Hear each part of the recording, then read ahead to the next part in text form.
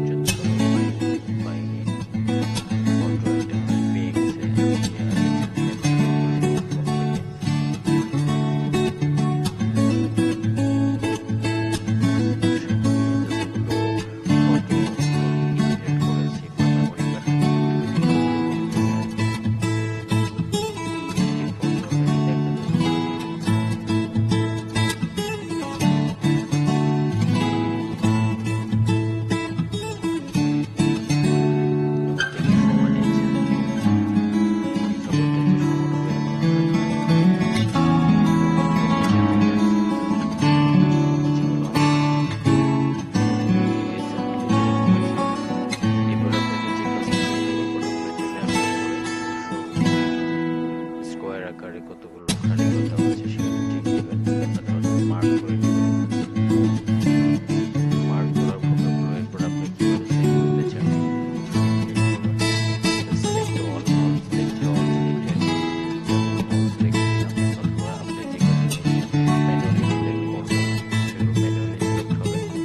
করার পরে এখানে অবশ্যই ডাউনলোড অপশনের মধ্যে অপশন আছে রিকভার লেখা আছে, তিনটা অপশন আছে, আপনি যে কোনো একটা অপশন চুজ করতে পারেন ফাইলটা সেভ করার জন্য। প্রথমে উপরে যেটা আছে recommended save the file to on your device as email or Google drive, যদি আপনার অ্যাকাউন্ট থেকে থাকে সেখানে সেভ করতে পারেন। সেটা না দেখে মাঝখানে যেটা আছে save the file to a custom location on your device will need to find the files yourself.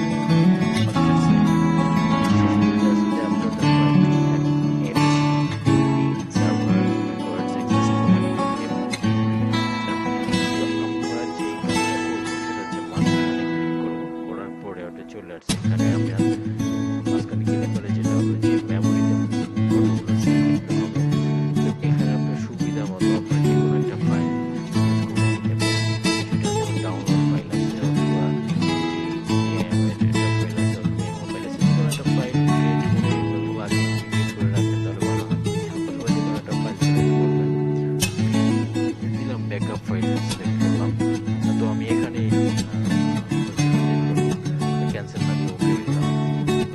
Save file দেখেছি, সেভ ফাইল দেখেছি সেভ হবে না। এইভাবে আপনারা